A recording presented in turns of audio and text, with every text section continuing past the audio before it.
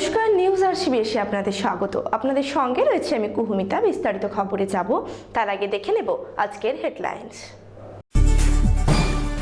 Seat belt বাঁধবেন না, save drive save life কর্মসূচির অনুষ্ঠানে স্বীকারোক্তি পুলিশ সুপারের।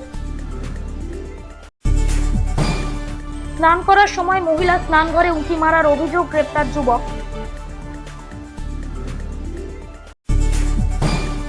তৃণমূলের বিনাশ আসন্ন, দক্ষিণকান্থী নির্বাচনী সভায় এসে মন্তব্য রাহুল সিনহার। তমলুকে অনুষ্ঠিত হলো রামনবমী বর্ণাঢ্য শোভাযাত্রা সহকারে শহর পরিক্রমা।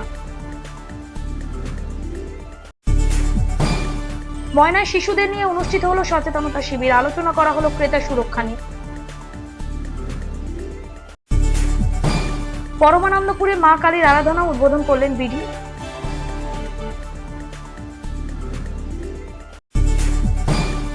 কেবল পরিষেবার অফিসে আগুন, ভস্মীভূত কয়েক লক্ষ টাকার জিনিস।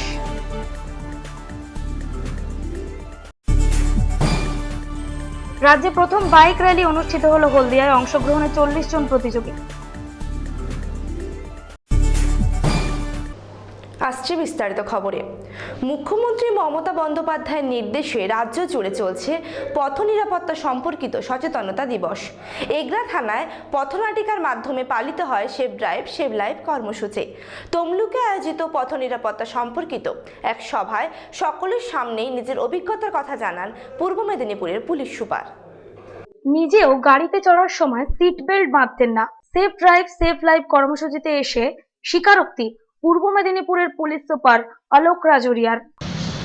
আপনারা যখন গাড়িতে বসেন আপনারা দেখতে পাচ্ছেন যখন সিট বেল্ট যদি কেউ পরে থাকে, আমিও আগে পরতাম না সিট বেল্ট পরলে অনেকটা অসহজতা লাগে, ভালো লাগে না। এখন আমি পরতে স্টার্ট করেছি। 100% সফল হয়নি, বাট অনেকটা সময় ক্ষেত্রে আমি সিট বেল্ট পরছি। তো আমি আপনাদের সবাইকে বলবো, যখন আপনারা কার या अन्य এই ভেহিকেলে যাচ্ছেন তখন সিট বেল্ট ব্যবহার করুন। মুখ্যমন্ত্রী মমতা বন্দ্যোপাধ্যায়ের নির্দেশে রাজ্য জুড়ে চলছে পথ নিরাপত্তা সম্পর্কিত সচেতনতা দিবস। আমরা এক বছর আমাদের এই প্রোগ্রামটা মোটামুটি হতে চলেছে। আপনারা নিশ্চয়ই আগেও এই প্রোগ্রামে অংশগ্রহণ করেছেন তো, সেভ ড্রাইভ সেভ লাইফ। আমরা আমাদের সেভ ড্রাইভ সেভ লাইফ অভিযান যে আছে সেটা আমরা নিজেই আমাদের অভিযানে মূল্যাঙ্কন করলাম, অ্যাসেসমেন্ট করলাম যে আমরা কতটা সফল হয়েছি আর কতটা সফল হতে পারিনি। পিছিয়ে নেই পূর্ব মেদিনীপুর জেলাও। পুলিশ প্রশাসনের তরফ থেকে প্রায় প্রতিটি থানায় চলছে এই সচেতনতামূলক কর্মসূচি। পুলিশ প্রশাসনের তৎপরতার জেরে প্রায় উৎসবে পরিণত হয়েছে এই সেভ ড্রাইভ সেভ লাইফ কর্মসূচি। এগরা থানায় পথনাটিকার মাধ্যমে সেভ ড্রাইভ সেভ লাইফ কর্মসূচি পালিত হয়। এলাকা জুড়ে ঘুরে সচেতনতামূলক ট্যাবলো। বুধবার তমলুক থানার উদ্যোগে মানিকতলায় পথ নিরাপত্তা দিবস পালিত হয়। এদিন সবার সামনেই নিজের অভিজ্ঞতার কথা তুলে ধরেন পূর্ব মেদিনীপুর জেলার এসপি অলোক রাজরিয়া। এক কেসটা ধরেছি, তবু আমরা মনে করি আমরা যেটা দেখতে পারছি মদ খেয়ে অনেকই লোক গাড়ি এখনো চালায়। তারপরে কি হয়, আপনারা আপনাদের পরিবারের লোক, আপনাদের বন্ধু বান্ধব যখন রাস্তা ব্যবহার করে তারা অনায়াসই অ্যাক্সিডেন্টে ওদের সঙ্গে অ্যাক্সিডেন্ট হয়ে যায়। ওদের কোনো দোষ হয় না, অ্যাক্সিডেন্ট হয়ে যায়। তখন আমরা এটা নিশ্চয় করলাম যে আমাদের যে অভিযানটা যে আছে ওখানে আমরা যেভাবে কেস দিচ্ছি সেটা তো থাকবেই, সেটা আমরা আর বেশি সংখ্যায় কেস দেব। আর তার সঙ্গে সঙ্গে আমাদেরকে যে ফিউচার জেনারেশন আছে, যারা দেশে ভবিষ্যতে সম্পদ, তাদেরকে সচেতন করতে হবে, আপনাদেরকে সচেতন করতে হবে। আপনাদের মধ্যে আমার মনে হয় কারো বয়স 18 নেই, 18 বছর নেই তো কারো। 18 বছর হওয়ার পরে আপনার ড্রাইভিং লাইসেন্স পাবেন, বাট আপনাদের মধ্যে কিছু লোক আছে যারা মোটরসাইকেল চালায়, নিশ্চয়ই আছে। তিনি জানান তিনি নিজেও একসময় সিট বেল্ট বাঁধতেন না, কিন্তু এখন এই নিয়ম তিনি পালন করেন। ছাত্রছাত্রীরা এগিয়ে না এলে কখনোই এই কর্মসূচি পালন করা সম্ভব নয় বা জনসাধারণের মধ্যে সচেতনতা বাড়ানো সম্ভব নয়। এনসিসি ক্যাডেট সহ ছাত্রছাত্রীদের উদ্দেশ্যে বার্তা দেন এসপি। আমাদের কাছে কতটা কর্মী আছে, আমাদের কাছে কিছু সংখ্যা সাব ইন্সপেক্টর আছে, কিছু সংখ্যক এএসআই আছে, কিছু সংখ্যক সিভিক ভলেন্টিয়ার্স আছে, তাদেরকে দিয়ে আপনারা দেখতে পাচ্ছেন ওরা রাস্তায় দাঁড়িয়ে থাকে, অনেক সময় আপনাদেরকে বলে ফাইন দেয়, কেস দেয়। বাট আমি মনে করি এত সংখ্যা থেকে আমরা এই কাজটা যে এই আন্দোলন যে মাননীয় মুখ্যমন্ত্রী সেভ ড্রাইভ সেভ লাইফ এই আন্দোলনের রূপরেখা গড়েছেন সেটা আমরা পূরণ করতে পারবো না। তার জন্য আপনাদের সাথ আমাদের লাগবেই লাগবে। যখন পর্যন্ত আপনাদেরকে আমরা নিজেদের কাছে টেনে নেব না তখন পর্যন্ত আমরা এই যে অভিযানে যে উদ্দেশ্যটা আছে সেটা কোনোদিন পূরণ করতে পারবো না। Bureau report, news RCBS। স্নান করার সময় মহিলা স্নান ঘরে উকি মারার অভিযোগে এক যুবককে গ্রেপ্তার করল পুলিশ। রামনগর থানা এলাকার ঘটনা। এদিন স্নান ঘরে উকি মারার সময় স্থানীয় বাসিন্দারা যুবককে ধরে ফেলেন। অভিযোগ পেয়ে ওই যুবককে গ্রেপ্তার করে পুলিশ। মহিলা স্নান ঘরে উঁকি মারার অভিযোগে গ্রেপ্তার এক যুবক। মঙ্গলবার দুপুরে রামনগর থানায় কাওড়া এলাকার ঘটনা। জানা গেছে ধৃতের নাম গৌতম পাত্র, বাড়ি বালিশাই এলাকায়। অভিযোগ, মঙ্গলবার দুপুর 12টা নাগাদ বছর 47-এর ওই মহিলা নিজের বাড়ির স্নান ঘরে স্নান করছিলেন। সেই সময় স্নান ঘরে উঁকি ঝুঁকি মারে ওই যুবক। মহিলার চিৎকার শুনে ওই যুবককে ধরে ফেলেন স্থানীয় বাসিন্দারা। অভিযোগ পেয়ে পুলিশ ওই যুবককে গ্রেপ্তার করেছে। আমি মাঠে আমাদের সাম্বার আছে, সেখানে চান করছি। একজন লোক এসে আমাকে আমার সামনে পিছনে এসে দাঁড়ায়। হ্যাঁ, যে আমি তখন তাকে বললাম, যে এসে বললো যে কি, আমি বললাম কি বলছো, কি এখানে কি না জল খাবো। আচ্ছা জল খেয়ে নাও, যে বাইরে বেরিয়ে যাও। যে জল খেতে খেতে বললে যে আমি এখানে একটু দাঁড়াচ্ছি, বৌদি আপনি চান করুন। আমি বললাম আমি চান করবো, তুমি বেরিয়ে যাও এখান থেকে। চলে গেল। আবার একটু করে আবার এসে দাঁড়ায়। আমি বলছি যে আবার এলে কেন? না আমি এখানে দাঁড়িয়েছি। আবার তাকে বললাম যে চলে যেতে, আবার চলে গেল। আবার 3বার এসছে, বারবার হয়ে 3বার এলো। দিয়ে আমি জোরে চিৎকার করলাম, লোক জড়ো হলো, রাস্তায় এসে পাবলিক এসে ধরে ফেলে। তারপর আমি পুলিশের হাতে তুলে দিই। আমি বললাম যে অভিযোগ করেছেন? অভিযোগ করেছি। Bureau report, news RCBS। তৃণমূলের বিনাশ আসন্ন, মন্তব্য রাহুল সিনহার। দক্ষিণ কাঁথের এক সভায় উপস্থিত হয়ে এমনটাই মন্তব্য করেন তিনি। নারদ কাণ্ড নিয়ে তীব্র কটাক্ষ করেন তৃণমূলকে। তৃণমূলের বিনাশ আসন্ন। সোমবার সন্ধ্যায় দক্ষিণ কাঁথির দূরমুঠে বিজেপি প্রার্থী সৌরীন্দ্র মোহন জানার প্রচার সভায় এসে এমন মন্তব্য করলেন বিজেপির রাজ্য নেতা রাহুল সিনহা। শিশির বাবুর আর পুত্র নেই বলে বাইরে থেকে প্রার্থী এসছে। আমি মনে করি যদি ওনার আর 1-2জন পুত্র থাকতো তাহলে হয়তো এই নির্বাচন ওদের পরিবারেরই কেউ লড়তো। এই পরিবারতন্ত্রের বিরুদ্ধে এবং দুর্নীতির বিরুদ্ধে ভারতীয় জনতা পার্টির লড়াই। আমরা একজন স্কুল মাস্টারকে দাঁড় করিয়েছি, অভূতপূর্ব সারা, এবং যে মুসলিম সম্প্রদায়ের লোকদের আমাদের থেকে ধরে রাখবার চেষ্টা হচ্ছিল, আজকে দেখুন সেই মুসলিম সম্প্রদায়ের লোকেরা জায়গায় জায়গায় ভারতীয় জনতা পার্টির পতাকা ধরছে। অর্থাৎ এই রাজ্যে উত্তরপ্রদেশের মতো হিন্দু মুসলমানের ঐক্যে তৃণমূল হটাও অভিযান শুরু হবে। তারই একটা নিদর্শন কাঁথি থেকে আমরা দেখতে পাবো বলে আমার বিশ্বাস। তৃণমূলের আমরা বিরুদ্ধে চরম লড়াই লড়তে চাই। নারদকাণ্ড তুলে তৃণমূলকে তীব্র কটাক্ষ করেন তিনি। বিজেপির বিরুদ্ধে মিথ্যা সাম্প্রদায়িকতার অভিযোগ করা হচ্ছে, মন্তব্য রাহুলের। মুখ্যমন্ত্রীর সম্পর্কে সিপিএম নেতা গৌতম দেবের অশ্লীল মন্তব্যের তুমুল সমালোচনা করেন রাহুল। এর জন্য বামফ্রন্টের তরফে ক্ষমা চাওয়া প্রয়োজন বলেও দাবি করেন তিনি। সভায় উপস্থিত ছিলেন রাজ্য বিজেপির আরো 2 নেতা, বিশ্বপ্রিয় রায়চৌধুরী, রাজু ব্যানার্জি সহ জেলার নেতারা। সিপিএম নেতা গৌতম দেব যে ভাষায় আক্রমণ করেছে তাকে আমরা নিন্দা করছি। তৃণমূলের আমরা বিরুদ্ধে চরম লড়াই লড়তে চাই, কিন্তু রাজনীতিতে একটা শিষ্টাচার এবং তার মাত্রা যাতে না ছাড়ায় তা দেখা উচিত। সেই কারণে গৌতম বাবু যে ভাষায় বক্তব্য রেখেছে আমি মনে করি প্রকাশ্যে তার জনগণের কাছে ক্ষমা চাওয়া উচিত। যদিও এইরকম ভাষা প্রায় তৃণমূল কংগ্রেস বা রাজ্যের মুখ্যমন্ত্রী তিনি এরকম ভাষা ব্যবহার করে থাকেন, কিন্তু আমি মনে করি কোনো পক্ষেরই রাজনীতিকে নোংরা কদর্য জায়গায় নিয়ে আসা উচিত নয়। রাজনীতি খেউরের জায়গা নয়, রাজনীতি নীতির লড়াইয়ের জায়গা। সেই নীতির কথা মানুষের সামনে বলুক। সেই কারণেই আমার মনে হয় যে সিপিএম এর উচিত গতকালের গৌতম বাবুর বিবৃতির জন্য প্রকাশ্যে বাংলার মানুষের কাছে ক্ষমা চাওয়া। Bureau report, news RCBS। তমলুকে অনুষ্ঠিত হলো রামনবমী উৎসব। নাম সংকীর্তন সহযোগে বর্ণাঢ্য শোভাযাত্রার মাধ্যমে শহর পরিক্রমা করা হয়। তমলুকের রাজ ময়দানে এই পুজোর আয়োজন করা হয়। পুজো উপলক্ষে ভক্তদের অন্নপ্রসাদ বিতরণ করা হয়। তমলুকে পালিত হলো রামনবমী। উদ্যোগে ছিল রামনবমী উৎসব কমিটি। নাম সংকীর্তন, মোটর সাইকেল র্যালি সহ বর্ণাঢ্য শোভাযাত্রা সহকারে তমলুক শহর পরিক্রমা করা হয় বুধবার।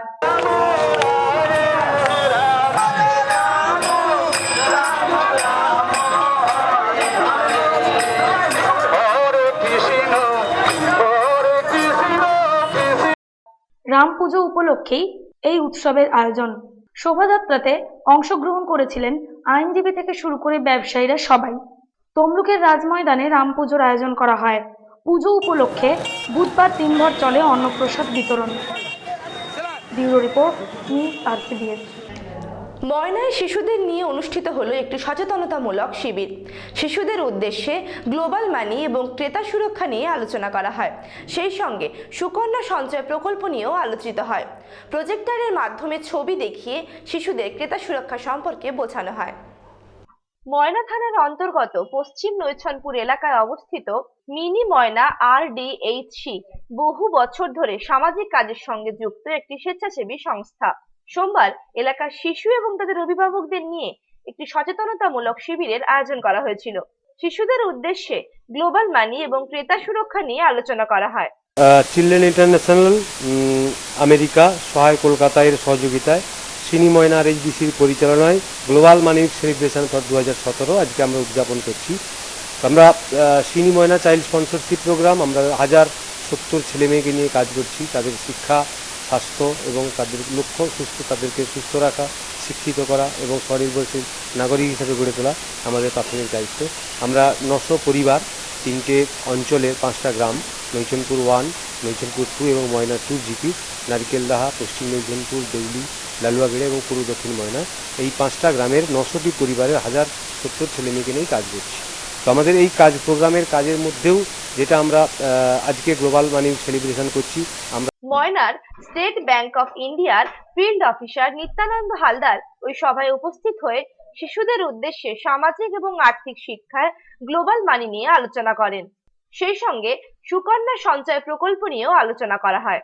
তিনি জানান, 10 বছর বয়স থেকে শিশু কন্যাদের সেভিংস অ্যাকাউন্ট খোলা যায়। ক্রেতা সুরক্ষা দপ্তরের জেলার অফিসার ত্রিশিত মাঝি প্রজেক্টরের মাধ্যমে ছবি দেখিয়ে শিশুদের ক্রেতা সুরক্ষা সম্পর্কে বোঝান। শিশুদের স্বাস্থ্য এবং সঞ্চয় নিয়ে বক্তব্য রাখেন মিনি ময়নার প্রোগ্রাম অফিসার ব্রজকিশোর মান্না।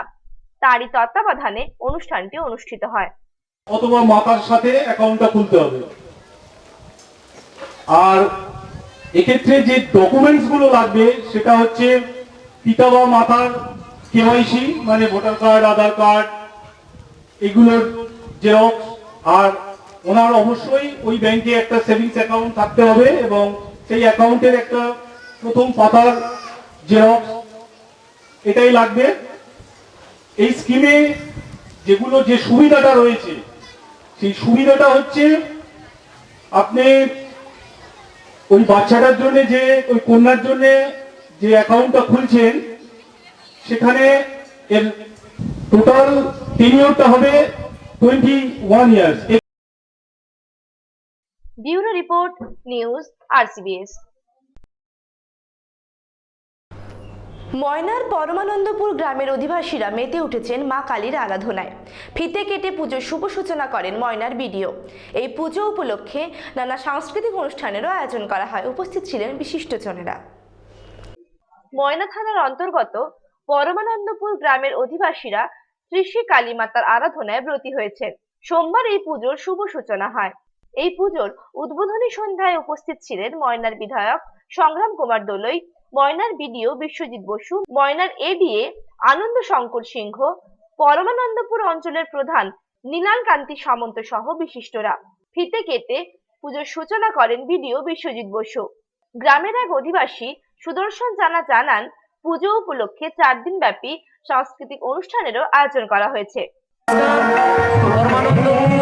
শ্রী শ্রী কালীমাতা পুজো উৎসব কমিটির পক্ষ থেকে আজ ২০১৭ সবাইকে গ্রামবাসীবৃন্দ ভক্তবৃন্দ সবাইকে আমরা অভিনন্দন শ্রদ্ধা শুভেচ্ছা জানাচ্ছি।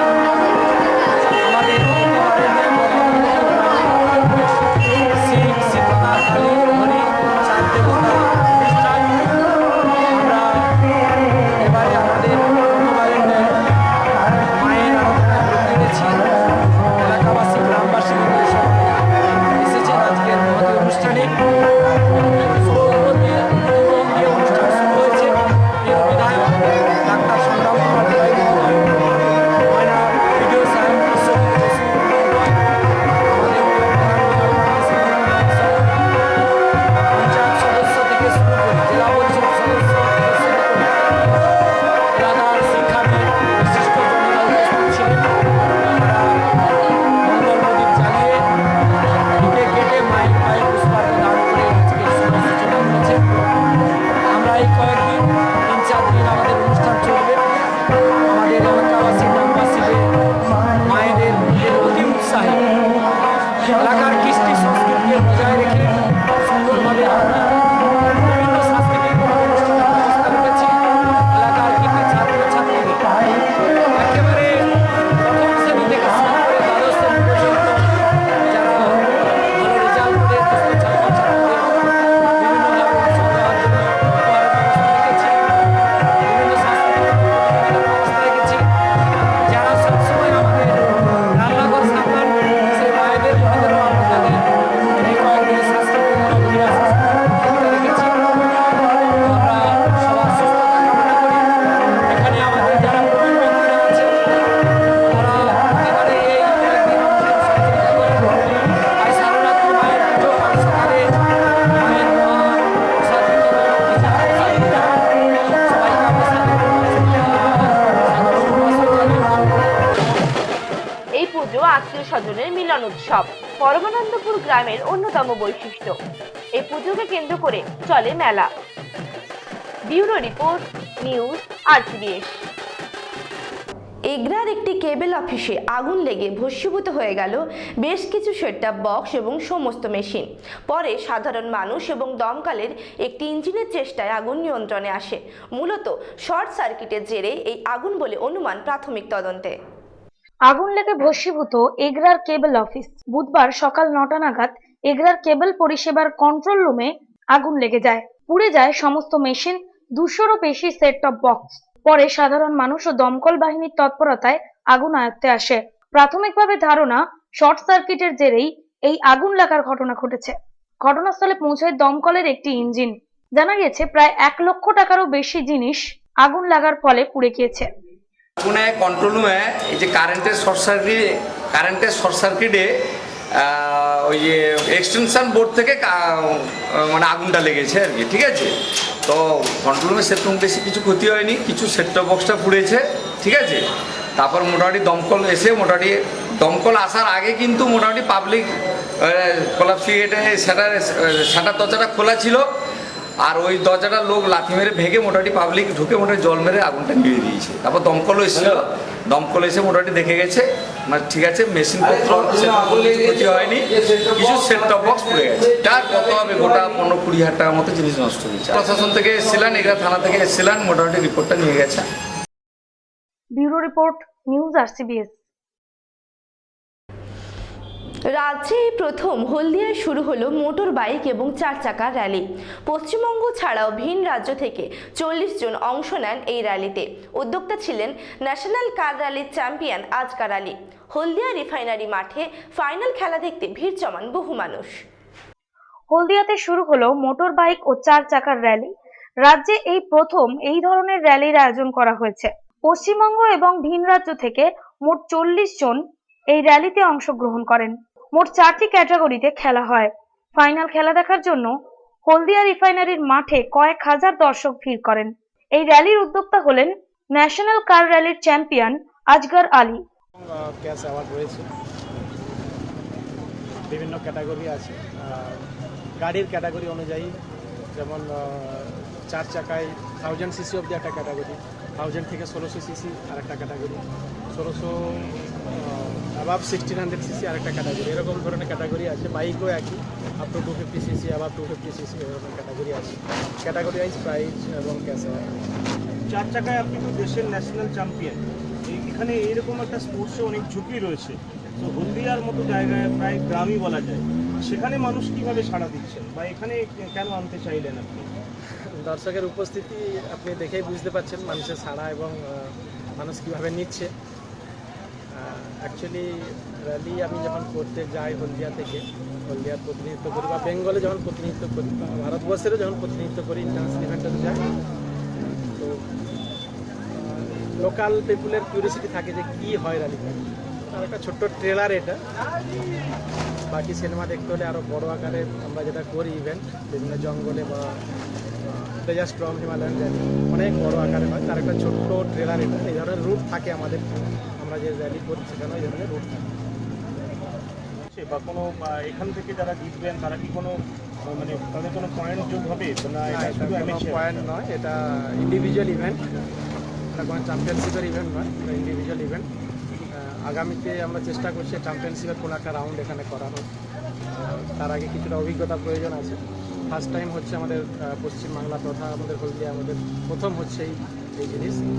আমরা অন্যান্য স্টেটে দেখেছি বা টিভিতে দেখি, কিন্তু বাস্তবে আমরা অর্গানাইজ যারা করছি, সিএমএসি ক্যালকাটা মোটর স্পোর্টস ক্লাব এবং আইমার উদ্যোগে মূলত এটা হচ্ছে,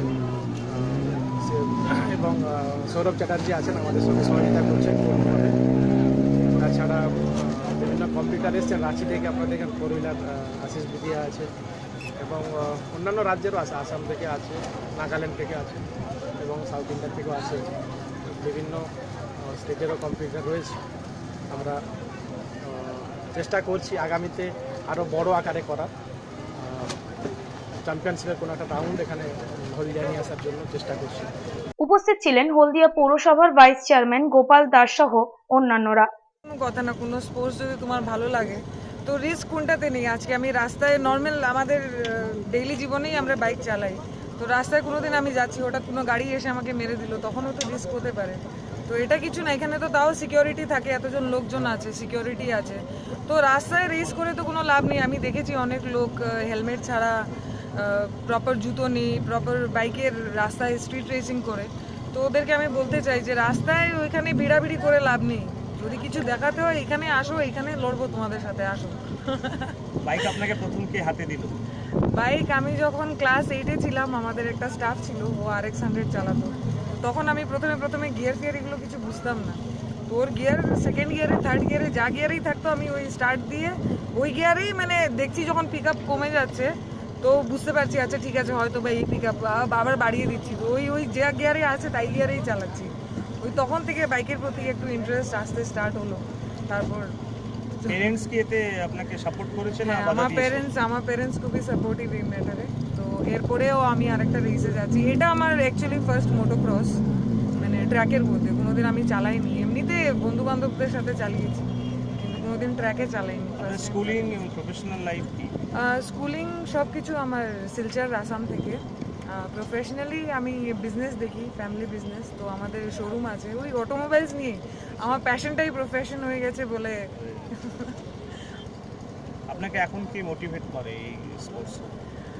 মোটিভেশন তো অনেক দিক থেকেই আসে। আজকে আমাদের ঘরেও মা আছে, বাবা আছে, তো ডেইলি লাইফেই সবাই সবার লাইফকে আগে বাড়ানোর জন্য মোটিভেশন খুঁজতে থাকে। তো মোটিভেশনটা আসেও অনেক সোর্স থেকে।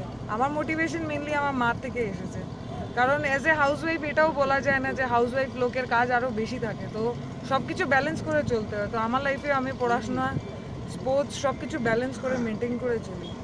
Silchar bureau report, news RCBS। কৃষি সংক্রান্ত সমস্ত খবর জানতে চোখ রাখুন কৃষি কথায়।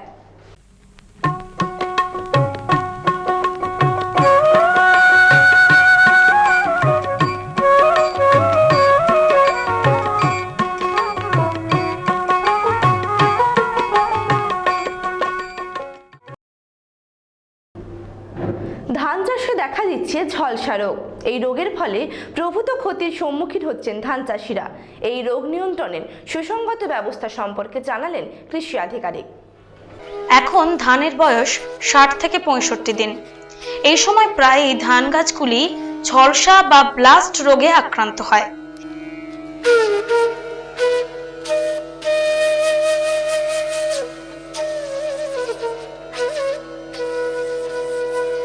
এই রোগে প্রথমে ধান গাছের গায়ে ফুটকির মতো কালো কালো দাগ দেখা যায়। তারপর ধীরে ধীরে ধান গাছগুলি শুকিয়ে যায়।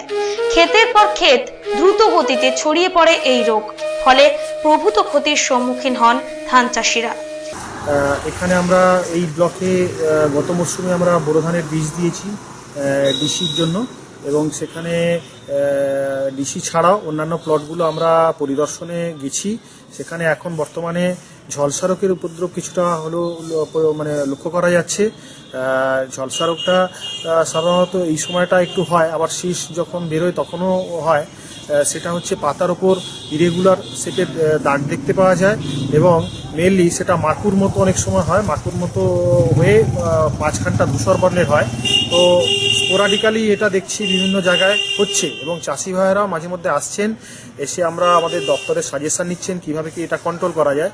আমরা প্রথমেই তাকে যেটা বলা হচ্ছে সেটা হচ্ছে বীজ শোধন অবশ্যই করার দরকার। আমরা প্রত্যেকটা ট্রেনিং মিটিংও সেই একই কথা বলি, কার্বেন্ডাজিম 50% দিয়ে আমরা বীজ শোধন করার কথা বলি, এবং বীজ শোধন করার পরে সেটার প্রকোপটা অনেকটাই কমে যায়। প্রিভেন্টিভ মেজার হিসাবে বীজ শোধনের পরেও আমরা বলি যে যখন ঝলসা হওয়ার উপক্রম আছে, যদি দেখেন আপনি ফিল্ডের মধ্যে 5% পাতা অথবা আপনার 1 থেকে 2টি শীষ এই রোগে আক্রান্ত হয়েছে, ঝলসার হয়েছে, তখনই আপনাকে প্রতিকার হিসাবে অনেক রকম ওষুধ দিতে হবে। সেই ওষুধগুলো আমি মেনলি বলছি, যে কোনো একটি ওষুধ দিতে হবে। এই রোগ নিয়ন্ত্রণের সুসংগত ব্যবস্থা সম্পর্কিত তথ্য জানালেন কাঁথি 1 নম্বর ব্লকের কৃষি আধিকারিক। আমরা যে সমস্ত ওষুধের কথা বলি, প্রথমে হচ্ছে প্রতিকার হিসাবে আমরা কার্বেন্ডাজিম স্প্রে করার কথা বলি, অথবা আর একটা ভালো ওষুধ আছে, সেটা হচ্ছে ট্রাইসাইক্লোজোল 50% WP ওয়েটেবল পাউডার, সেটা 1/2 গ্রাম প্রতি লিটার জলে গুলে স্প্রে করতে হয়। কার্বেন্ডাজিম 50%, সেটাও 1 গ্রাম প্রতি লিটার জলে গুলে স্প্রে করলে এই রোগের আক্রমণ থেকে প্রতিকার পাওয়া যায়। এবং বীজ শোধন তো তার সঙ্গে সঙ্গেই আছেই।